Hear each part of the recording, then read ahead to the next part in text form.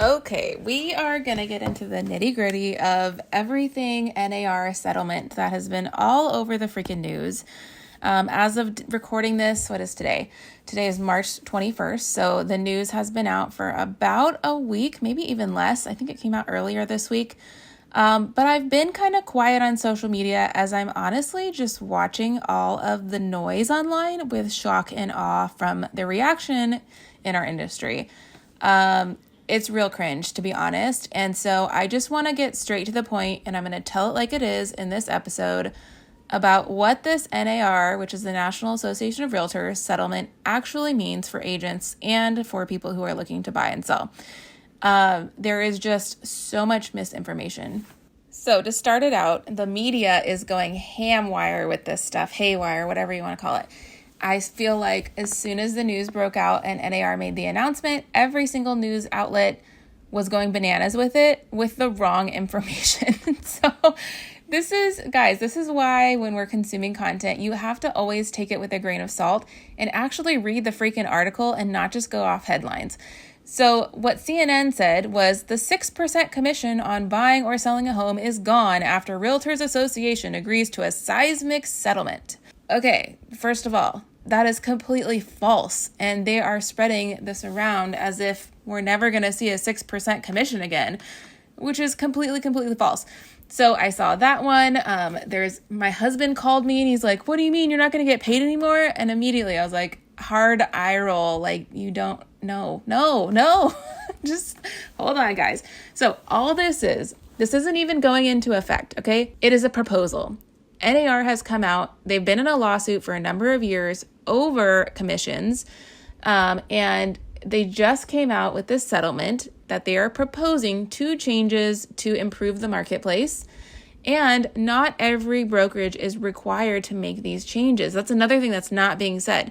So not every single brokerage has to do this, okay? This is a proposal that still has to pass a judge approval, and if and when that happens, the changes will go into effect in July.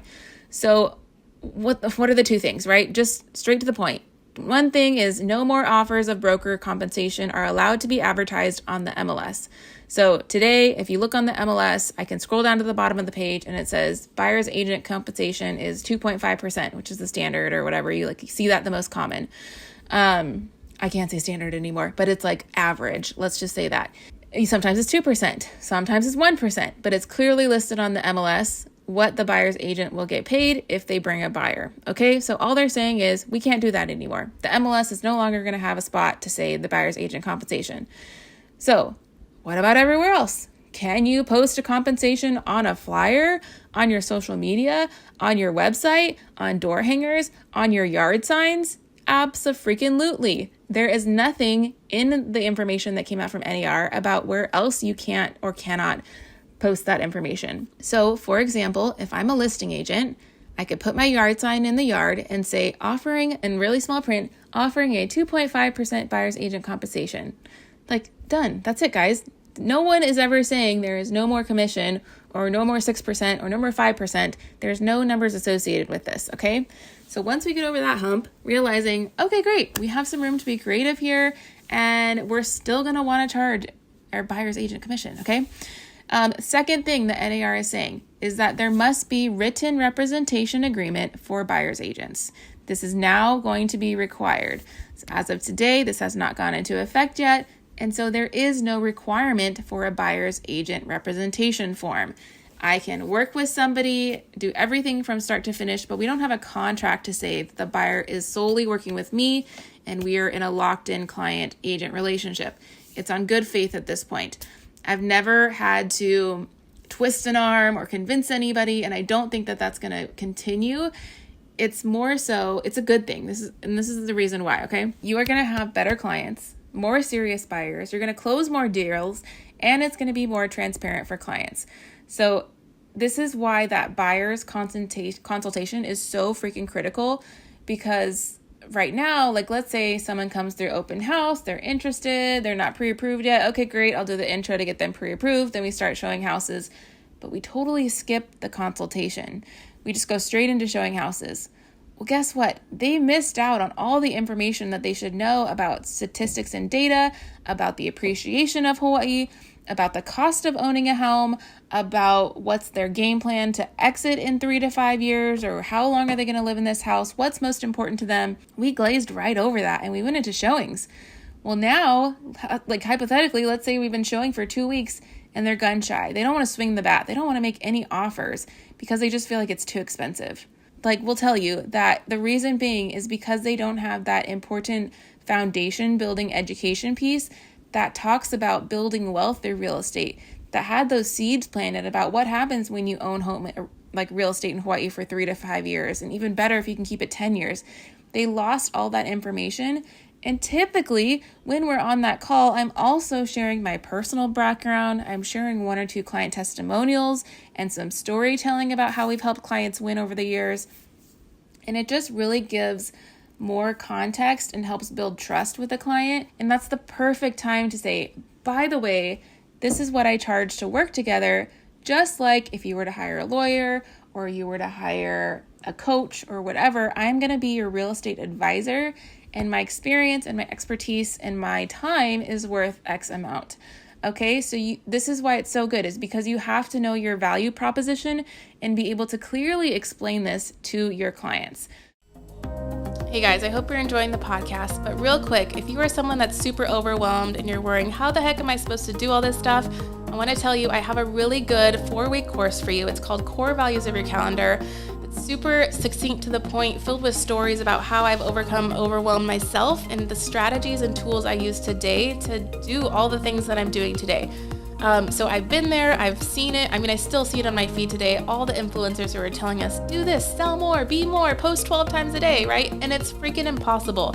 And so I want you to go to marinatolentino.com, scroll down and look for the course. Again, it's called Core Values of Your Calendar.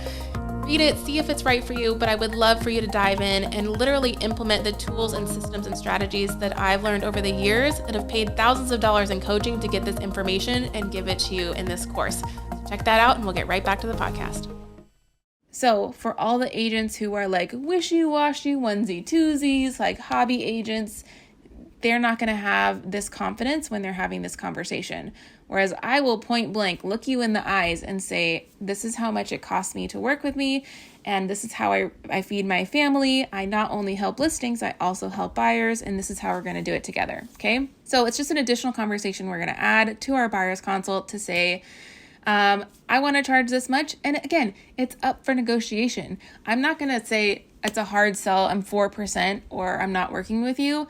However, if I have a client that says, oh, I really only want to pay a buyer's agent $500, unfortunately, I'm probably going to have to pass, because it's not just me that you're paying. You're also paying my virtual assistant and my transaction coordinator throughout the process of your transaction.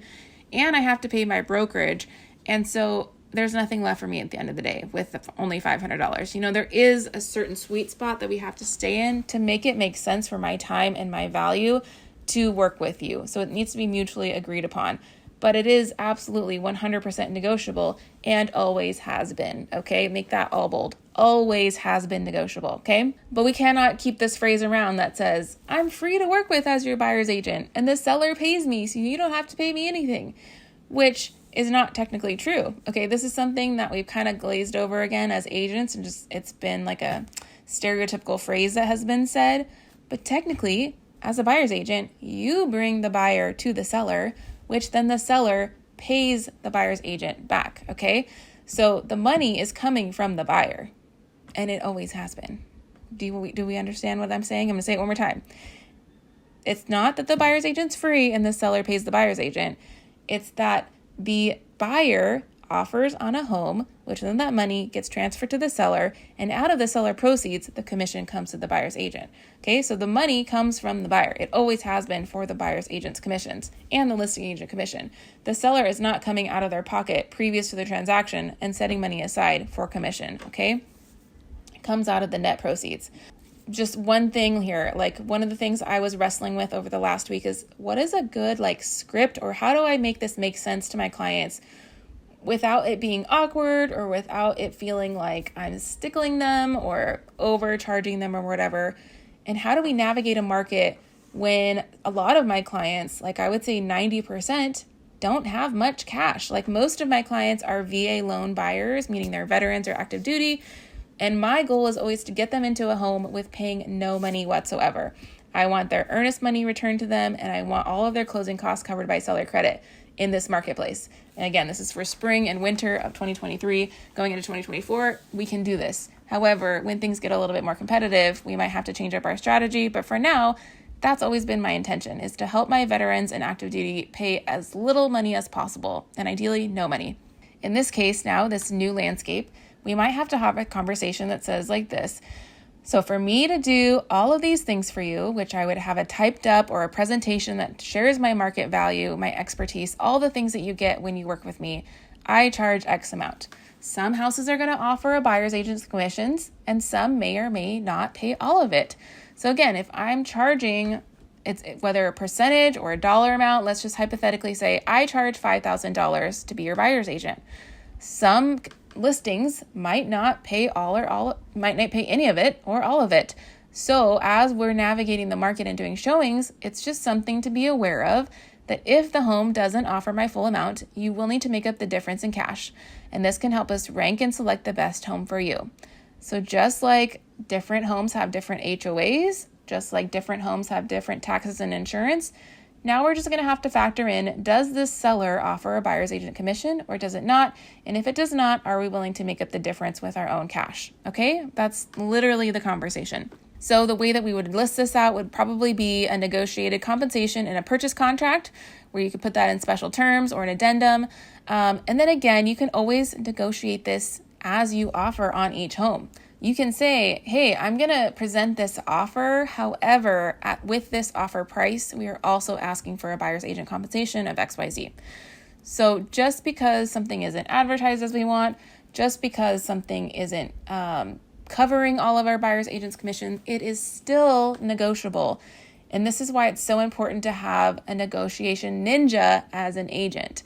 If you don't have that confidence with that agent, or they don't have the experience, it could be a real rocky road to home ownership.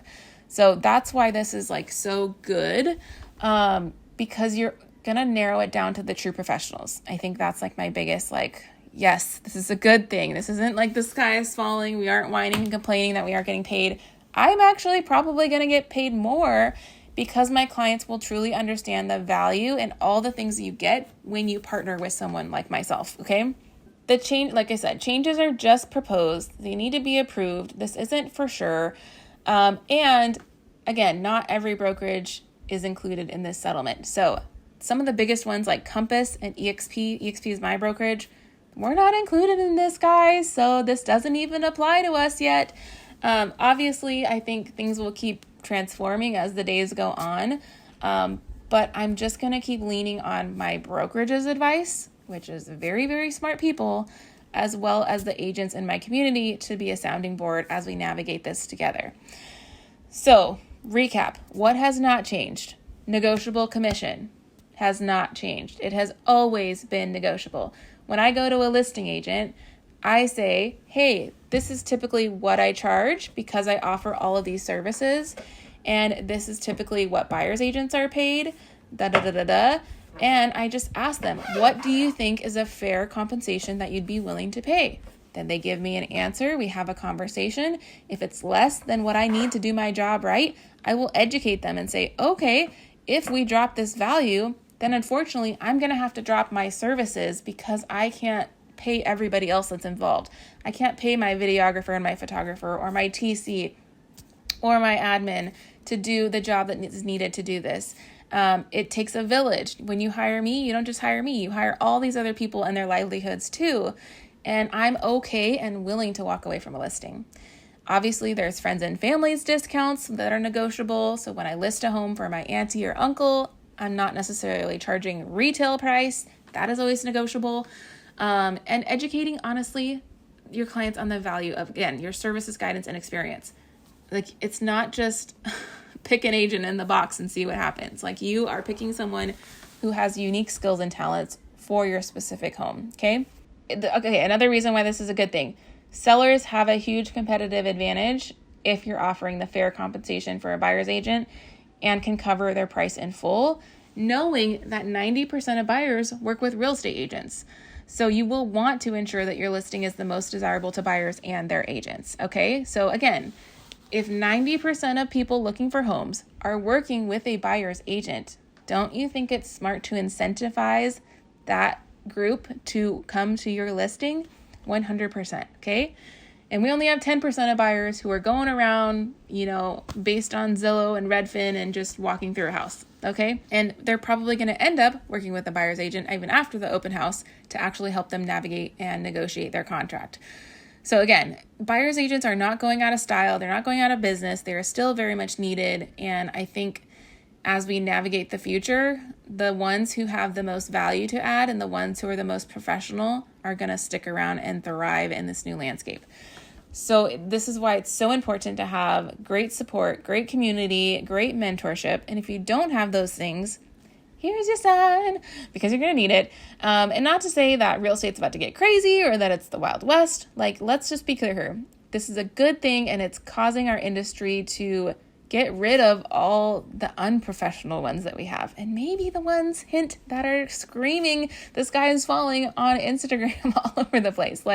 I'm sorry, that is just so cringe and so not the look that I want my clients to see online, that I would never, ever post anything like that. So it's okay to delete it if that's you. No judgment.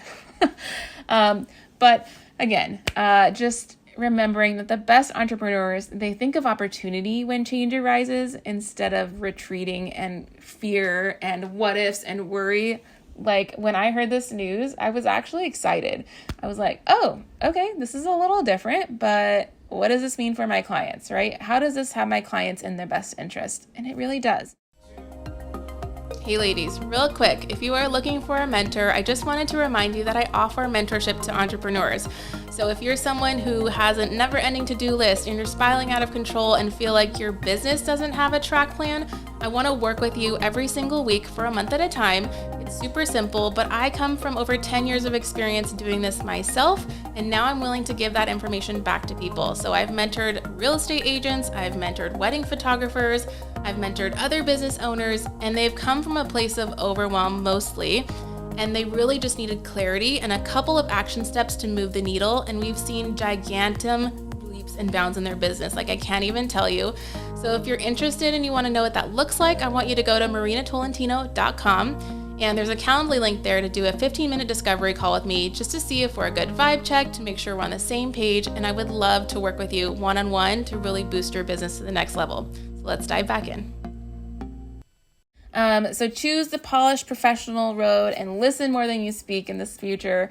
Before you put a foot in your mouth and you selectively take advice direct from your brokerage, just literally listen more than you speak. I can already hear it now. If I go into a bar or dinner and someone brings up the NAR settlement, everyone's going to have an opinion on it, and it's going to be a lot of misinformation if I'm being honest. So I hope this episode kind of cuts through the mud that you're hearing online and gets really super clear on it. Again, I think this is a good thing. I think there's a lot of positives to this, and I'm not worried at all. I've never had to prove my value to my clients. They come to me already trusting me, and they're like, Marina, we trust you. Just help us through this journey. And I take your hand and we get to the finish line together. And you're not supposed to know it all. I think if you're a future buyer or seller, I just want to remind you, your job is to trust the professional. You don't go to the dentist and tell them how to fill their own teeth. You say, I'm here, I'm going to sit down and shut up and you do your job.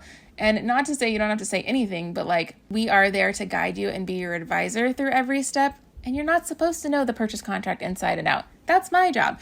You're not supposed to know, all the things about homeowners exemptions and taxes and fees. And that's my job or the lender's job or whatever. So with that being said, I'm here for questions. I just want to give everyone a whoosah who's freaking out there.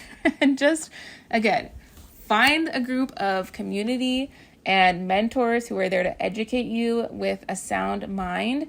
And also reach out to your agent if you're a buyer or seller, or reach out to myself and we will cut to the chase and get this crystal clear for you. So that wraps up this episode. I will keep my ears and eyes open. If there's new information, I'll definitely probably be sharing it on my email list. So if you're not subscribed to the email list, make sure you get that from my website, marinatolentino.com. And we'll just keep going one step ahead, but I think 2024 is going to be an amazing year.